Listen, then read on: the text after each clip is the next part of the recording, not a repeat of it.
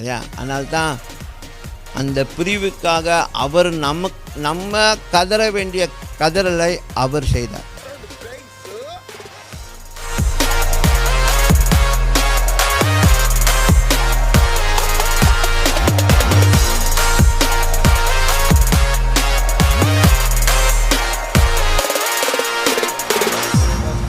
He knows.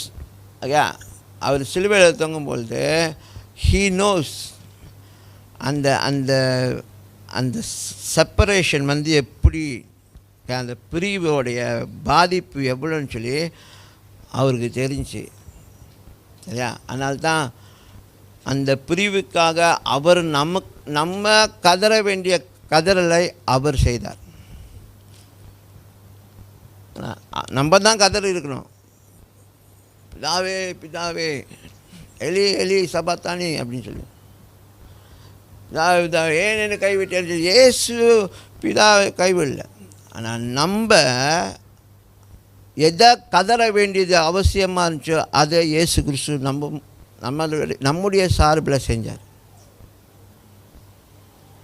So that we will be connected back to the Father. பிதாவோடு கூட முறிக்கப்பட்ட அந்த உறவு மீண்டும் ஒன்றாகும்படிக்கு அந்த கதறல், நம்முடைய கதறல் அவர் மூலமாக வெளிப்பட்டது அவசியம். ஆமென். அது நிறையா பேர் வேறு மாதிரி பேசுவாங்க. இயேசு இதா கைவிட்டார் போல், அதனால தான் இயேசு அப்படி சொன்னார். அது அப்படி இல்லை. அது நம்ம கைவிடப்பட்டதை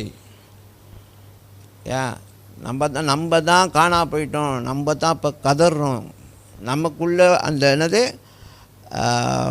புத்தி மங்கி போன நிலையில் அவரை விட்டுட்டோமே அப்படின்னு சொல்லி அந்த கதறல் புரியுதுங்களா? அது நம்ம சார்பில் அவர் செஞ்சு நம்மளை பிதாவோடு இணைக்கணும்னு சொல்லி அவர் செஞ்ச காரியம். அது ரொம்ப ரொம்ப அவசியம். ஆமென்.